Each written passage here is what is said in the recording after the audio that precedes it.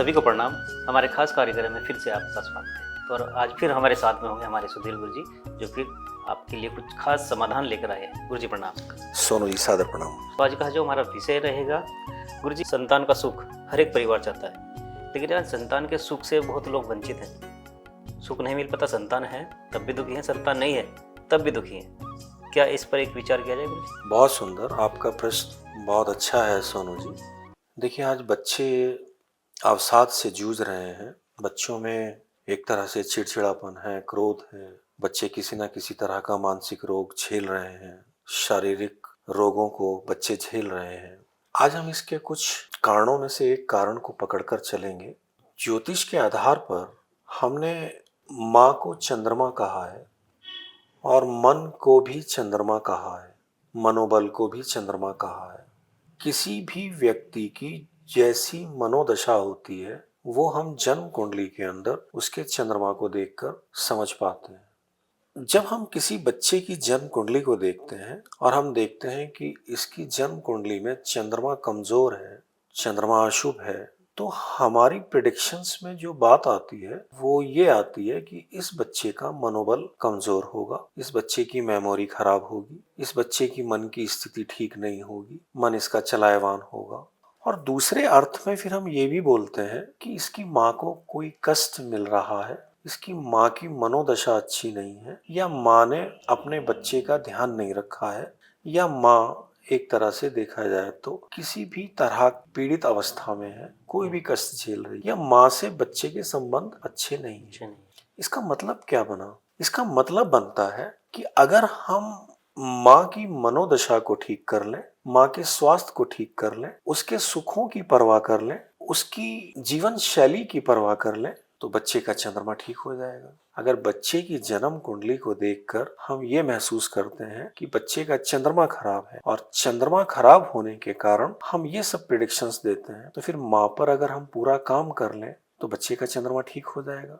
कहने का अर्थ है, हमने जब भी किसी विषय पर कोई भी सफलता प्राप्त करनी होती है तो हमें उसका एक तैयारी करनी होती है, हमें उसके लिए योग्य होना होता है, हमें उसका इम्तिहान देना होता है, समय निर्धारित करना होता है। समय निर्धारित करना होता है। मैं आप ही के माध्यम से एक बात सबसे पूछना चाहता हूँ, दिव्य संतान के लिए हमारी क्या तैयारी है? आज आप मेरे पास बैठे हैं, कोई तैयारी करके आए हैं। मैं भी रोज अध्ययन करता हूँ किसी ना किसी विषय को लेकर, लेकिन जब बात संतान की आती है तो संतान को लेकर हम क्या तैयारी करते हैं, कितनी हमारी तैयारी है, इस पर हम सभी को विचार करने की आवश्यकता है। तो मन में एक प्रश्न आएगा, कैसी तैयारी करें, क्या करें? तो ज्योतिष कहता है, चंद्रमा मन है, चंद्रमा माँ है, चंद्रमा मनोबल है। चंद्रमा काल पुरुष की कुंडली के अंदर जब हम अध्ययन करते हैं तो सभी सुखों को देने वाला है। हमारे सारे त्योहार चंद्रमा से होते हैं, हमारी सारी तिथियां चंद्रमा से होती हैं। चंद्रमा एक तरह से देखा जाए तो पृथ्वी का सैटेलाइट है। और जब हम माँ पर बात करेंगे तो आप ऐसा मानकर चलें, जैसी माँ की मनोदशा होगी वो बच्चे को वैसा चंद्रमा देगी। तो माँ की मनोदशा के लिए पूरा परिवार जिम्मेदार है, उस स्त्री की मनोदशा के लिए स्त्री खुद भी जिम्मेदार है। तो उसमें करना क्या है? देखिए, सबसे पहले आप जब कोई इम्तिहान दे तो उसकी तैयारी 2 दिन में नहीं होती, आपको पूरे वर्ष तैयारी करनी होती है। अपनी जीवन शैली को कुछ इस तरह से लेकर चलना होता है कि आप हमेशा तैयार रहें। हमारे यहाँ पर जिस स्त्री ने माँ बनना है उस स्त्री पर पूरे परिवार को ध्यान देने की आवश्यकता हो, उसके मनोबल को लेकर, उसके सभी सुखों को लेकर, उसकी खुशियों को लेकर। वो तनाव में तो नहीं है, इस बात का पूरा ध्यान रखना। वो शारीरिक किसी रोग से पीड़ित तो नहीं है। जब आप समझते हैं ये सब ठीक है, अब आप संतान का प्रोग्राम शुरू करें। अगला प्रोग्राम क्या करना होगा? सबसे ज्यादा आवश्यक है कि जब आप किसी शुभ काल में कोई भी कार्य करते हैं, वो काल बच्चे की शुभताओं का संकेत बनता है। गर्भाधान काल के लिए आपको अध्ययन करना होगा, अपने गुरुजनों से मिलना होगा, अपने विद्वानों से मिलना होगा। आप जहाँ कहीं भी, जिस शहर में भी, वो आपको बताएंगे गर्भाधान के लिए कौन सा महीना उचित है, कौन सा दिन उचित है। ये सब देखिए एक शिक्षा है, ये एक अध्ययन है। हमारे लिए आवश्यक हो जाता है कि जब भी आप किसी कार्य को कर रहे हैं उस पर एक होमवर्क कर लें। आज संतान तुक्कों से पैदा हो रही है, माँ बाप को भी नहीं पता, उनकी कोई तैयारी भी नहीं है, संतान पैदा हो रही है, तो संतान कैसे ठीक हो पाएंगी। ये जो समस्या है उसके पीछे का जो कारण है वो सिर्फ एक ही है, जब भी हम किसी काम की कोई तैयारी नहीं करते हैं तो उस काम के सफलता का कोई आधार नहीं है, हम कैसे सफल होंगे। सोनू जी, जब माँ बच्चे को गर्भ धारण कर लेती है, जब माँ कंसीव कर लेती है, अब पूरे परिवार की जिम्मेदारी और बढ़ जाती है, उस स्त्री की जिम्मेदारियां और बढ़ जाती। देखिए, हमारे यहाँ पर एक बच्चे की डिलीवरी में 9 महीने का समय लगता है और हमारे 9 ग्रह हैं। हम नव दुर्गों की पूजा करते हैं, नवरात्रों की पूजा करते हैं। कभी हमारी समझ में नहीं आया कि इसका संबंध भी उससे जुड़ा हुआ है। ये 9 महीने की पूजा, एक एक महीने की जो बच्चे का समय है वो उसके एक एक शरीर के अंग का निर्माण करता है। हर महीना किसी ना किसी ग्रह से संबंध रखता है। उस ग्रह का समाधान, उस ग्रह का निवारण, उस ग्रह की पूजा, उस ग्रह की प्रार्थना होती रहनी चाहिए।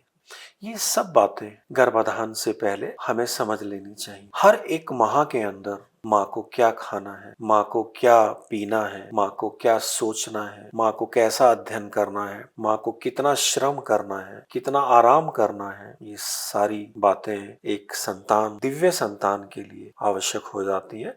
आपको इतना अध्ययन करने की आवश्यकता हो जाती है।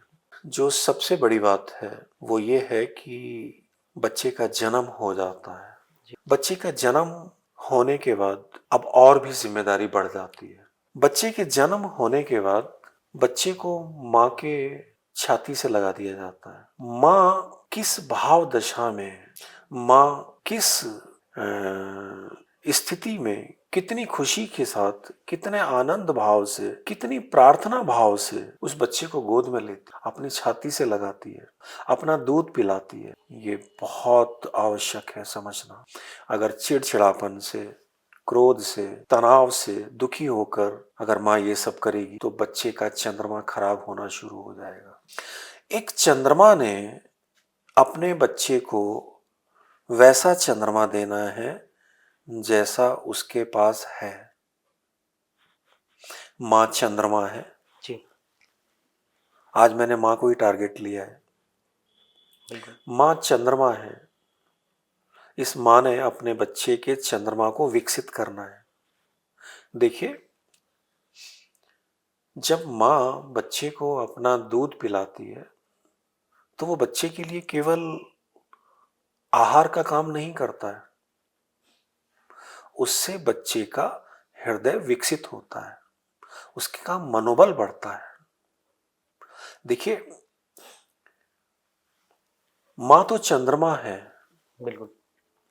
माँ के हृदय से जो दूध निकल रहा है, जिसे बच्चा पिएगा, ये दूध चंद्रमा का अंश है। इससे बच्चे का चंद्रमा विकसित होगा। ये अमृत तुल्य है।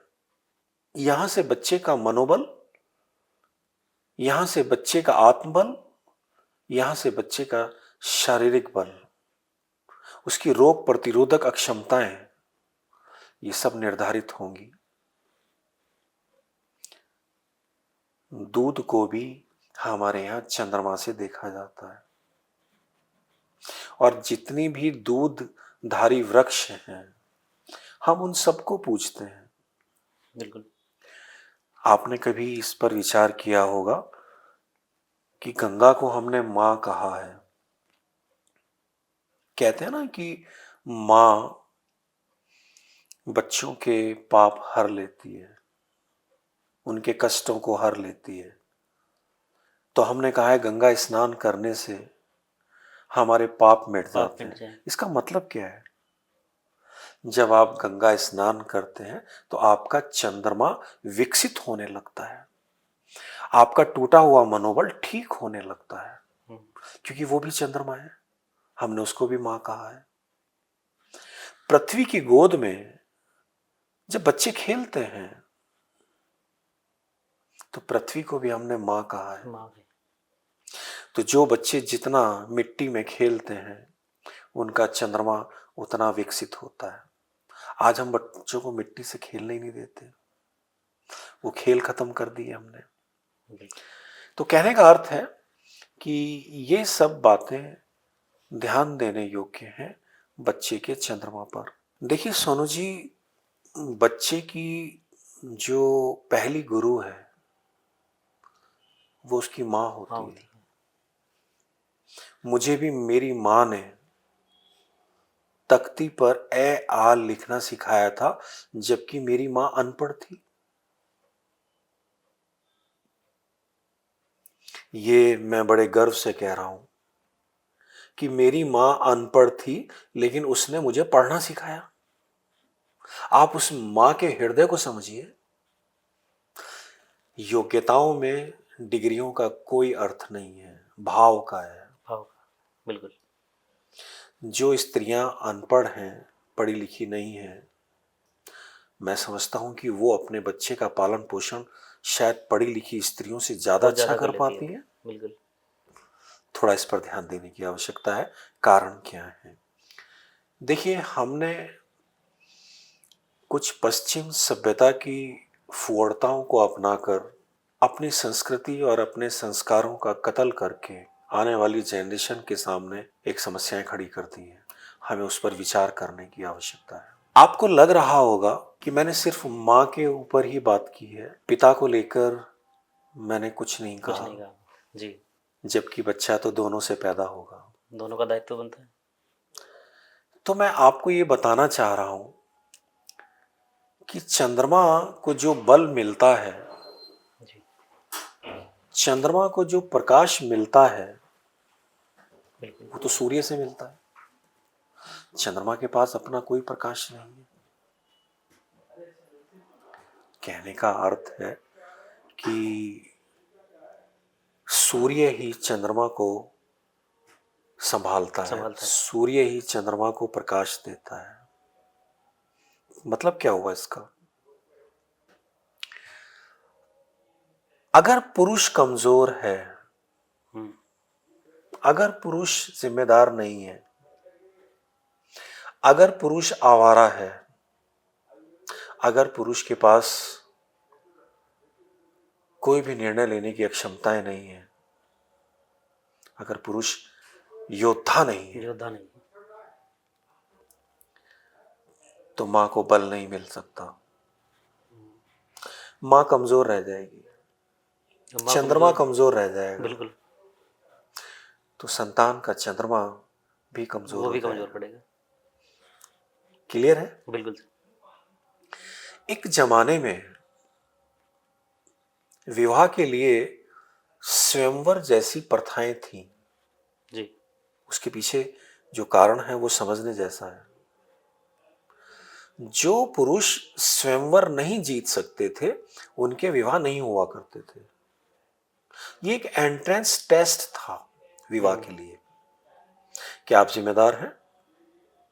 क्या आप एक योद्धा हैं? अगर नहीं है तो आप स्वयंवर जीत नहीं सकते, आपका विवाह हो नहीं हो नहीं सकता। सकता। कारण हमारे ऋषि मुनियों ने इतना जबरदस्त ढंग से जोड़ा था कि आने वाली संतान तो इसी से होनी है। जी, अगर ये कमजोर हुआ तो चंद्रमा कमजोर हो जाएगा, मां कमजोर हो जाएगी, बिल्कुल। बच्चे का मनोबल कमजोर हो जाएगा, संभालेगा कौन? तो देखिए, ज्योतिष सूर्य पिता को बोलता है, ज्योतिष पिता को सूर्य कहता है, और सूर्य चंद्रमा को बल देता है। जिन परिवारों में पुरुष कमजोर होते हैं, जिन परिवारों में पुरुष नालायक होते हैं, जिन परिवारों में पुरुष जिम्मेदारियां नहीं लेते हैं, जी, वहाँ संतान के लिए बड़ी दिक्कतें खड़ी हो जाती हैं। बिल्कुल। क्योंकि चंद्रमा कमजोर हो गया, माँ कमजोर हो गई। हमें जब भी किसी कार्य को करना होता है, हमारे लिए आवश्यक होता है हम उस पर पूरा अध्ययन करें, उसके लिए योग्य बने, जो भी इम्तिहान है उसको दें, तो सफलता जरूर मिलेगी। सफलता अवश्य मिलेगी। लेकिन अगर हम बिना योग्यता के साथ, बिना अध्ययन के साथ, बिना तैयारी के साथ किसी भी कार्य को करते हैं, तो वो तुक्का है। बिल्कुल। और तुक्के कितने लगते हैं? यही कारण है आज पृथ्वी पर 8 अरब की पॉपुलेशन है। जी, हम कितने लोगों को निकालते हैं जिसको कहेंगे दिव्य आत्माएं? 1%? मुश्किल होगा निकालना। ये कौन सा गणित है जहां 99% सफर करते हैं और केवल 1% समझदार होते हैं? इसकी गहराइयों में जाने की आवश्यकता है, इसको समझने की आवश्यकता है, इस पर काम करने की आवश्यकता है। आपका प्रश्न बहुत अच्छा था। मुझे उम्मीद है अगली बार आप फिर किसी ऐसे प्रश्न के साथ जरूर मिलेंगे। मैं भी कोशिश करूंगा कुछ इसी तरह से आपको उत्तर दूं। धन्यवाद। सादर प्रणाम। आपके लिए हमने बहुत अच्छा वीडियो आज का परोसा है, क्योंकि हम चाहेंगे कि इस तरह के तमाम वीडियो आपको मिलते रहे। सभी को प्रणाम।